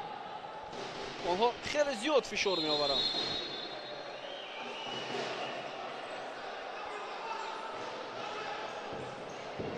ва фишори бозингарони дастаи Соро ҳоло то як лаҳза қатъ мешавад, чунки дух дар пои бозингарони дастаи футзали Истиқлол аст ва як ҳамлаи хубе ҳам буд аз ҷониби бозингарони тими Истиқлол, аммо бенатиҷа ин зарба ба поён расид. ҳоло биё таваҷҷӯҳ мекунем ба аксулҳамлаи бозингарони дастаи Соро Компания.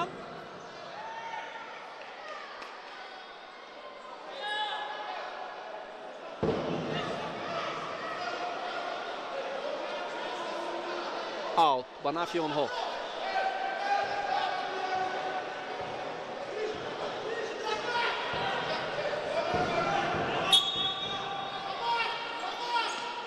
Сардоров.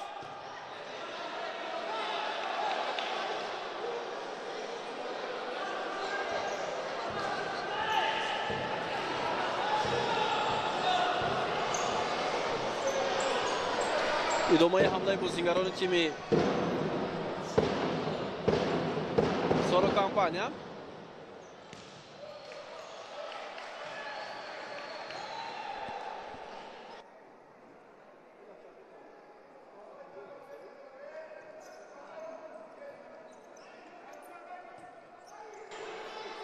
тавассути дарвозабон бозӣ кардани бозингарони Истиқлол ҳоло кор медиҳад Шавкат Алимов.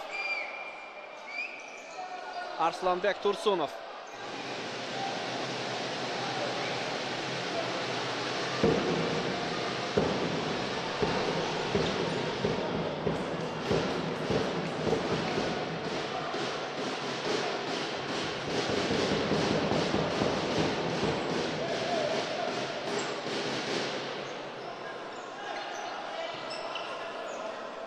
Сардоров.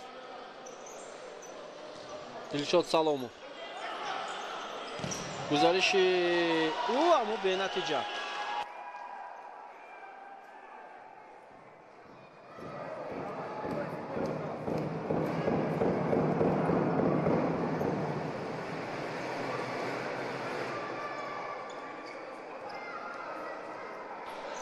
идомаи ҳамлаи дастаи Соро Компания. Дилшод Саломов ва зарбаи навбатӣ ва Фирӯз Бекмуrodov боз ҳам тӯбро дошта мегирад. акнун аксул ҳамлаи дастаи Истиқлол. Насратшоҳ Исмоилов ва метавонистанд бозингарони Соро ҳоло ҳамлаи худро анҷом диҳанд ва ба аксул ҳамла раванд, аммо бенатиҷа буд ҳамаи ин.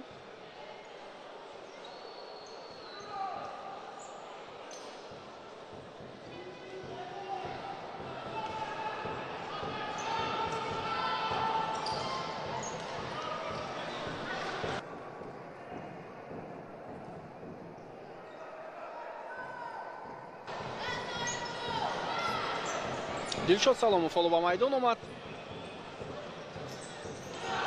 ва имконияти идома додани ҳамла барои Истиқлол. Насратшоҳ Исмоилов, аммо дарвозабони дастаи Соро Хушвақт Исоев бисёр олӣ бозӣ мекунад барои баргардондани зарбаи бозингари Истиқлол. ин ҳаракат чаҳорумин имконияти хуби голзанӣ барои бозингарони Истиқлол танҳо дар қисми дуюм буд. танҳо дар қисми дуюм бинандаи азиз. ва бубинед чӣ гуна Хушвақт Исоев ҳунарнамоии олӣ нишон медиҳад. се бозӣ бо Истиқлол нишон медиҳад ки дарвозабони дастаи Соро Компания сатҳаш хеле хуб аст. аз дарвозабонҳое ки уман қаблан худи дастаи Соро дошт, дарвозабони эронӣ ягон камӣ надорад. ҳоло ҳамлаи дастаи Сором ва дарвозабони дастаи Истиқлол ҳам олӣ бозӣ мекунад. ва гол! ҳисоб 1-1 дӯстони арҷманд. дар ин лаҳза бозингарони дастаи Соро муваффақ мешаванд ва задани гол. Дилшод Саломов, агар хато накунам, ҳоло як зарбаи хубе анҷом медиҳад ва ту борди дури дарвоза мешавад. биёед лаҳзаи такрорро мебинем. якҷо бинандаи азиз дар дақиқаи 11 рақобат.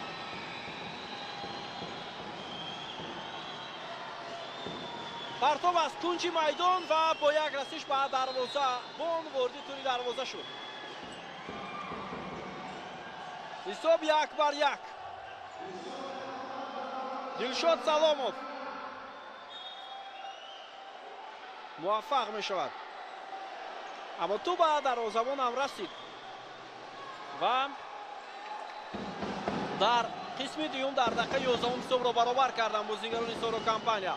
البته اون چیزی که در فوتبال هست، واژه‌ای که معمول است در فوتبال، اگر گل نزنی حتما به دروازه تو گل میزنند. حالا در بازی دستای استقلال و سورو کمپانیا مشاهده کردید بیننده عزیز، 4 امکانیتی که بازیگران استقلال داشتند با گل انجام ندادند و بازیگران سورو در حال جواب گفتند توسط ضربه دلشاد سلامов.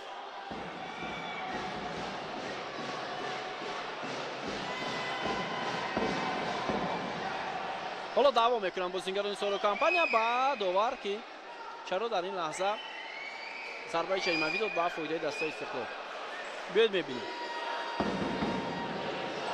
اینجا یگان حالت دیگر نبود، تنها رقابت شانه به شانه با اشتراک بازیگران.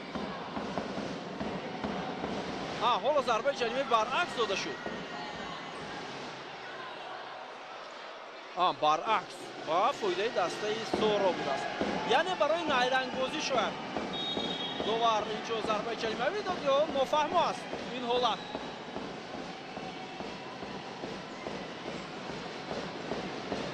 کامران علیف کارت زرد گرفت. ادامه حمله دسته سورو کمپانیا، ادریس یاروف ولی با او امکانیت نمیدهد.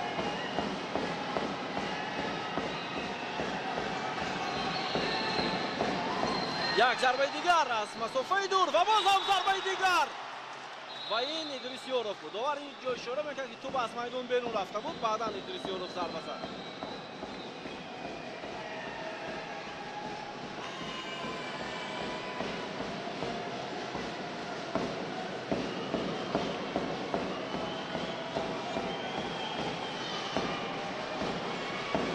توپولو اوت است.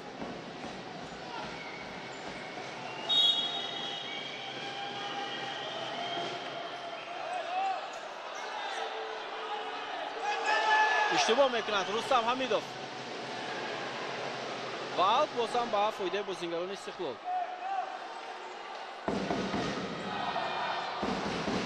فیروزبek مرادov، حمیدوف، شوکت علیمov، کامران علیف، بک مرادov و اینجا فشار آوردن بازیگران سورو. با این خاطر بک مرادov خوبتر پاس دادن نتوانست و هم دستش.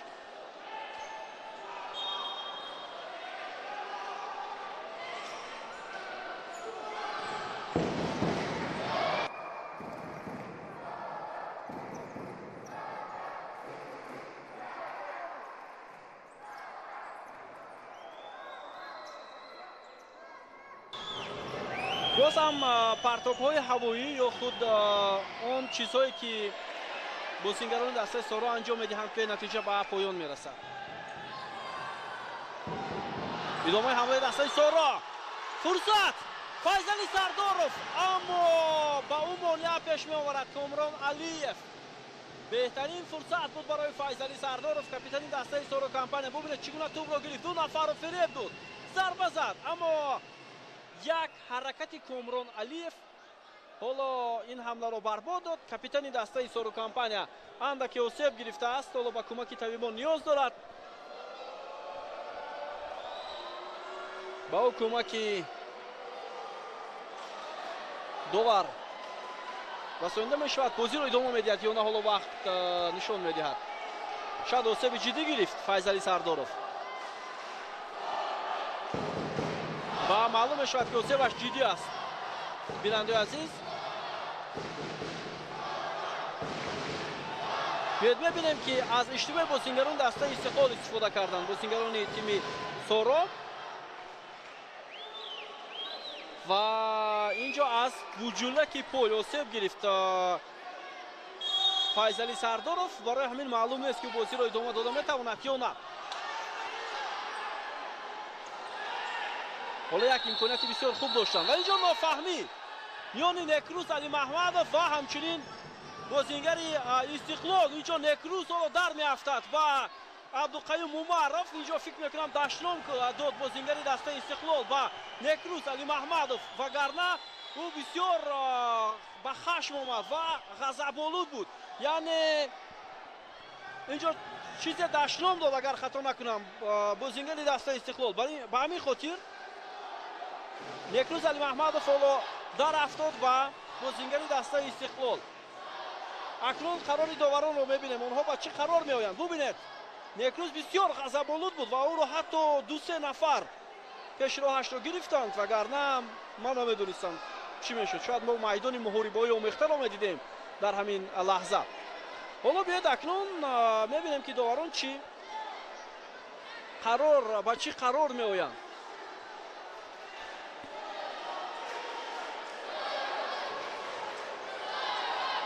доварон байни худ машварат мекунанд. корти сух ба бозингари Соро нишон дода мешавад. корти сух нишон дода мешавад. ин маънои он дорад ки пагоҳ ӯ бозӣ намекунад муқобили дастаи Истиқлол. ва корти сух ба бозингари Истиқлол.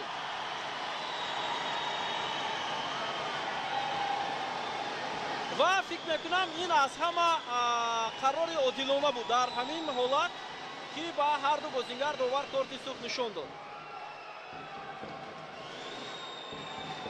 ва Некрус Али Маҳмадов, абдуқаюм умаров ҳоло ҳар ду тарки майдон мекунанд. вале инҷо Файзали Сардоров ҳоло хуб омода нашудааст, яъне аз пои худ осеби ҷиддӣ гирифтааст. капитани дастаи Соро компания. Некрус бозӣ намекунад. агар Файзали Сардоров ҳам бозӣ накунад, ин бисёр талафоти калон аст барои дастаи Соро дар ҳамин рақобат. корти сурх ба ҳар ду бозингар, ин аз ҳама фикр мекунам қарори дурусттар ҳам буд аз сӯи доварон.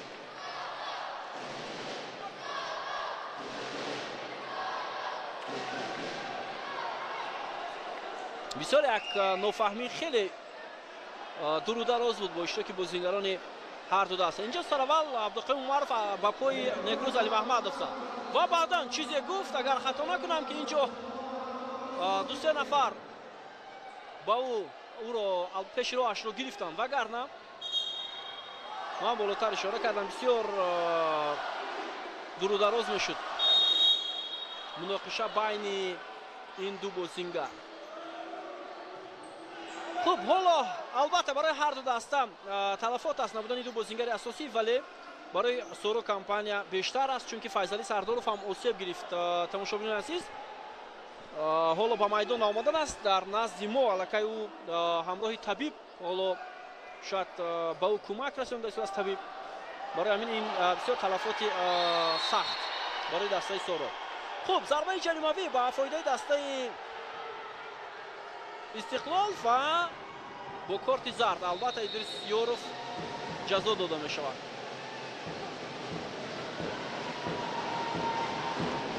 ва инҷо яке аз кормандони дастаи Соро компания ҳам аниқтараш маъмури дастаи Соро компания ба ин баҳс ҳамроҳ мешавад. Суроб Раҳмонов шояд ба ӯ ҳам корти зард нишон дод, барои ман рӯшан нест. ҳоло ҳар ду даста бо шумораи кам бозӣ мекунанд, яъне 3 нафарӣ. идомаи ҳамлаи дастаи Истиқлол, зарбаи Шавкат Алимов ва гол. ҳисоб 2-1 дар дақиқаи 14-уми рақобат. бозингарони Истиқлол муваффақ мешаванд ба задани гол. аниқтааш дар дақиқаи 34-уми рақобат. бинандаи азиз, Шавкат Алимов имрӯз дар майдон бисёр олӣ ҳунар намоӣ карда истодааст. 2 тӯб дар ҳисоби ӯ. бубинед чӣ гуна дифоъгарони дастаи Сороро гузашт ва тӯбро баъд дар ин дарвоза равон кард.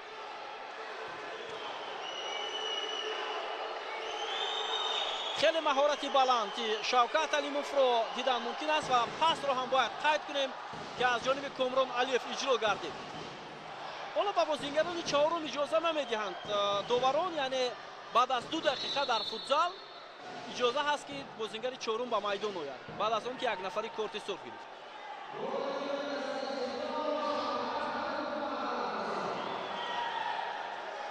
шавкат алимов ду гол зад ва ҳатто як маротибаи дигар ҳам метавонист муваффақ шавад. умуман имрӯз бисёр бозии хуби бозингари рақами 7 дастаи Истиқлолро дидан мумкин аст.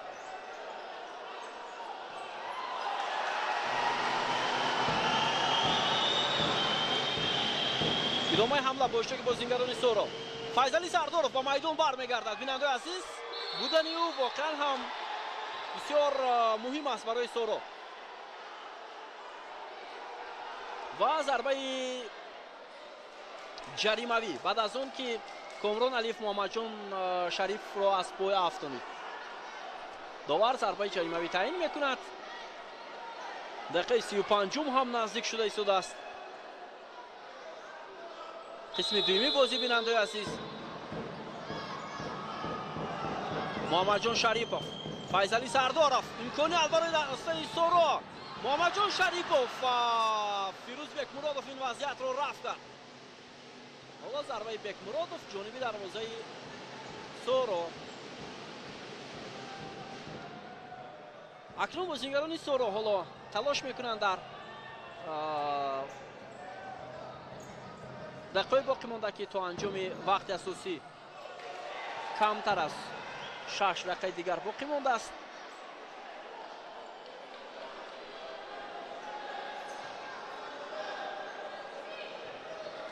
Сардоров тӯбро аз худ сар дод бозингари рақами 8 дастаи соро компания. Файзали Сардоров ва гузариши бисёр хуби ӯ, аммо Фирӯз Бекмуродовро фиреб дода натавонист капитани тими соро компания.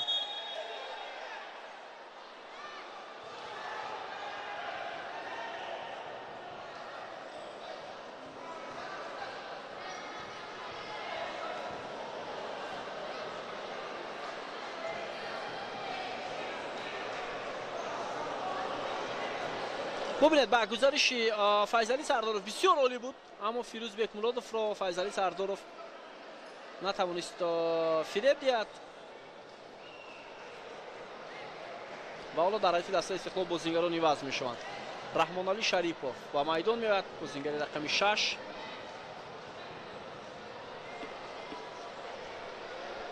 ва акнун иҷоза ҳам чанд лаҳза пештар дода шуд барои пурра бозӣ кардани ҳар ду даста, яъне бо шумораи пурратар.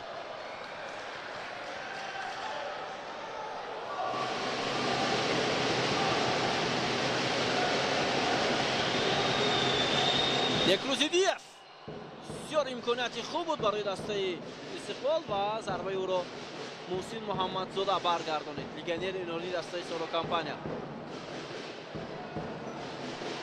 Муҳсин Муҳаммадзода, Муҳаммадҷон Шарипов, паси бисёр хуб Насратшоҳ Исмоилов ва ҳоло Комрон Алиев талош мекунад, аммо бенатиҷа. Муҳаммадҷон Шарипов, ҳамлаи дастаи соро компания, имкони зарбазанӣ ва гол! Ва голи зебо бо иштироки Муҳаммадҷон Шарипов, бинандаи азиз. ва дар дақиқаи 36 бозингарони дастаи соро муваффақ мешавад. Муҳаммадҷон Шарипов ҳамон нафаре ки дар бозии аввал голи дастаи соро компанияро, ягона голи соро компанияро ба ҳадаф расонида буд. ҳоло бисёр зарбаи хуб мезанад ва тӯб ворди дарвозаи Фирӯз Бекмуродов мешавад.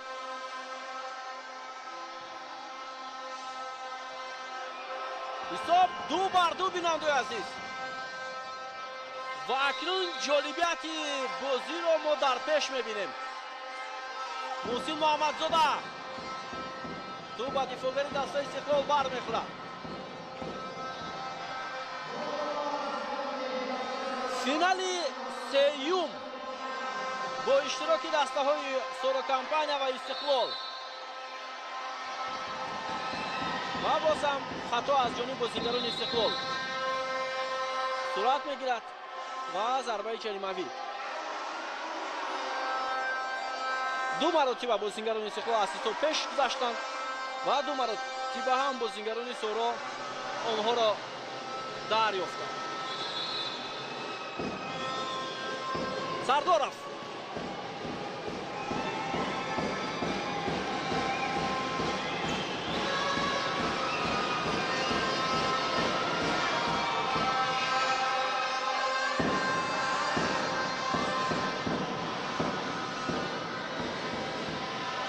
Мусин Муҳаммадзода,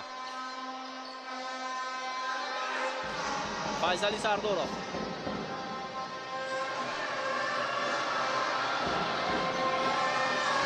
ҳамлаи навбати дастаи соро, Мусин Муҳаммадзода ва зарбаи он мегузарад аз бозингарони Истиқлол, вале аз паҳлӯи дарвоза берун мешавад. ҳоло мебинем лаҳзаи такрорро. Тӯб ба яке аз бозингарон расидааст ки довар инҷо зарбаи кунҷӣ ишора мекунад.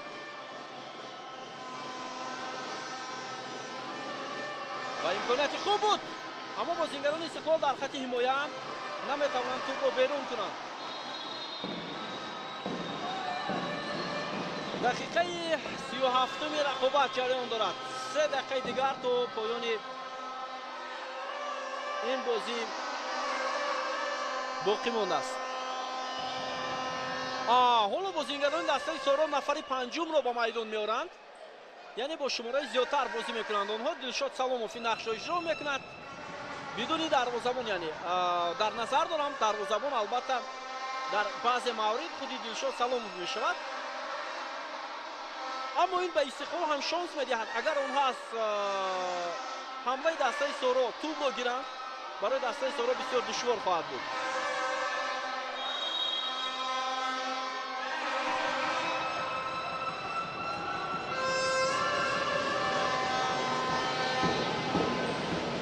Файзали Сардоров,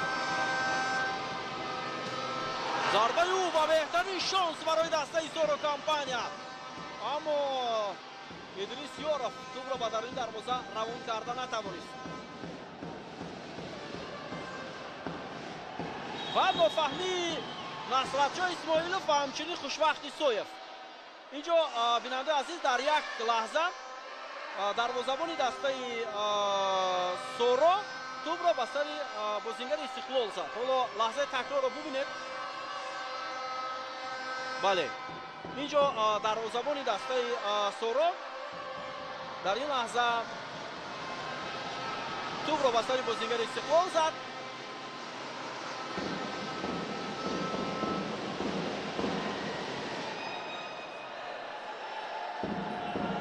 ва ҳоло нофаҳмӣ боз миёни бозингарон ҷараён дорад, бинандаи азиз.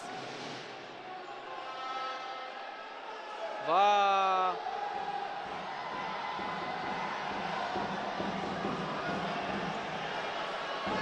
сармураббии даста хеле ҷанг мекунад Насратшоҳ Исмоиловро. бубинед чӣ гуна ӯро ором мекунад сармураббии дастаи Истиқлол.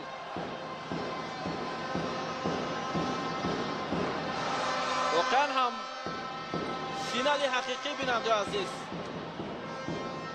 финали драмавӣ ҳам гӯем хато намекунем. албатта бозингарон дар майдон зиёд меҳнат мекунанд, заҳмат мекашанд, ба ин хотир зуд ба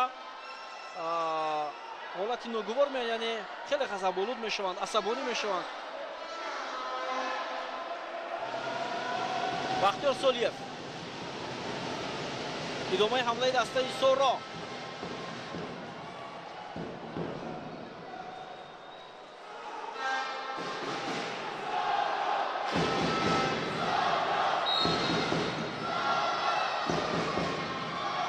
партоби хеле баланди Бекмуродов ва тӯб аз пои бозингари дастаи соро аз майдон берун мешавад.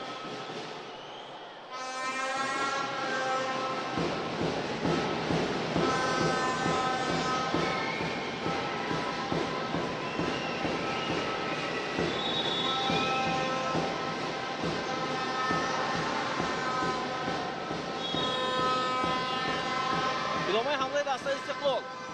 Бекмуродов ва ҳоло қоидавайронкунӣ муқобили дарвозабони дастаи Истиқлол ба қайд гирифта мешавад. Фирӯз Firuz Bekmurodov با توپ بود.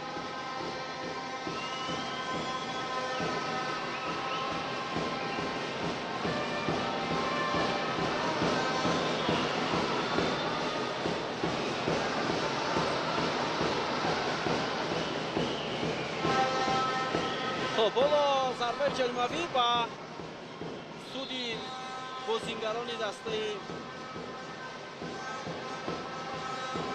استقلال داده می شود. بکمورودوف ادامه حمله دسته استقلال. حالا فرصت و چگونه امکانیت بود. بازم شوکت علیموف می توانست خطری کند همین حالا، اما ضربهش به طور دروازه نرفت. ببینید چگونه پاسی عالی بود ولی موفق نگردید شوکت علیموف. ادامه حمله استقلال. حالا فرصت برای آنها، اما رستم حمیدوف توپ را به اختیار دسته سورا گذاشت. محسن محمدزاده او هم پس نمیدهد و اکنون حمله دسته استقلال شروع می شود. ادامه حمله آنها را میبینیم و ضربه کامران علیف از پهلوی دروازه بیرون می شود. حالا عکس الحمله بازیگران دسته سورام بیاید متوجه می شویم. فرصت برای محسن محمدزاده با دروازه بان. فیروز بکمورودوف خیلی عالی بازی میکند. واقعا هم نقش دروازه‌بان‌های هر دو دسته در بازی امروز عموما در فینال های سوپرلیگ تاجیکستان خیلی و خیلی زیاد است و نقش فیروز بکمورودوف واقعا هم بلندتر. تصور کنید در جای او یا شاید دروازه‌بان دیگر میبود، بازیگران سورا میتوانستند با حساب کلان غلبه کنند.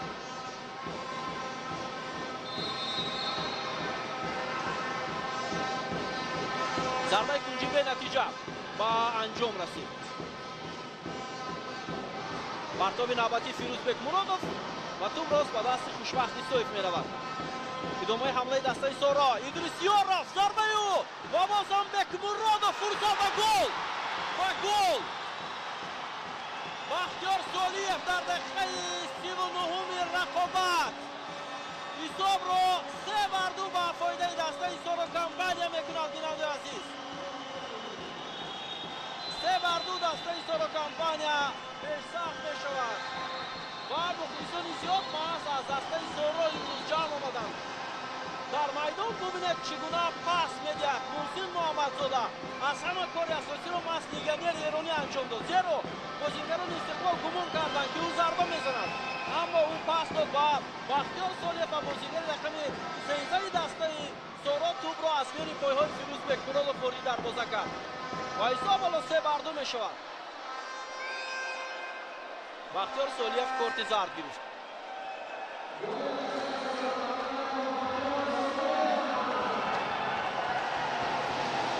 حساب 3-2 جریان دارد. بیننده عزیز وقتی خیلی کم باقی مانده است برای دسته استقلال.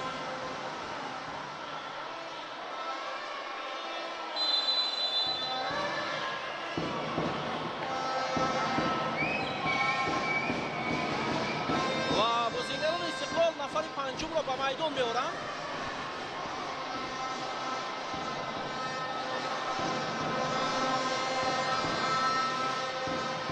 و این نقش را کی اجرا میکند؟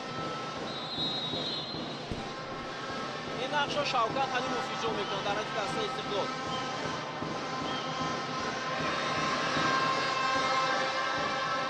علیموف، ایدیف، کامران علیف. ادامه حمله دسته استقلال. ضربه از مسافه دور و توپ از میدان بیرون میشود. 1 دقیقه دیگر باقی مانده است بیننده های عزیز تا پایان این رقابت و فینال سیوم. حالا ضربه کنجی به فایده بازیگران استقلال. 1 ثانیه هم نقش می‌بازد در فوتزال. برای همین حالا پیشگویی کردن دشوار است که سورا کمپانیا در بازی امروز افضلیت بیشتر به دست می‌آورد. حالا فیصلی سردار فرصت را از دست می‌دهد. امکانیت برای دسته استقلال. نصرتشاه اسماعیلوف، علیف بهترین شانس بود برای کاپیتان دسته سورا. رستم حمیدوف، شوکت علیموف، حمیدوف امکانیت برای دسته استقلال ولی به نتیجه 30 ثانیه دیگر باقی مونده است.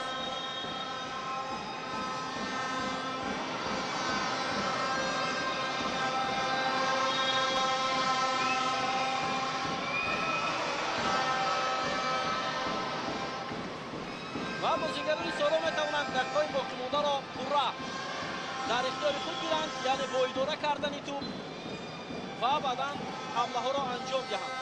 کامران علیف حالا با توپ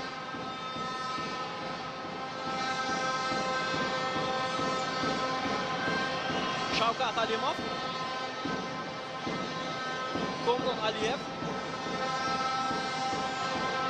پاس با نکروز ایدیف. حالا امکانیت برای کامران علیف، نصرتشاه اسماعیلов و ضربه کنجی 7 ثانیه دیگر یا 6 ثانیه.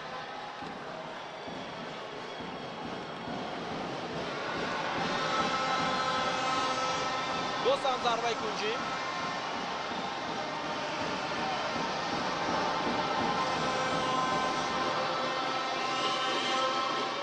ضربه زده می شود اما یکون بازیگر دسته استقلال به توپ رسیده نمیتوانند.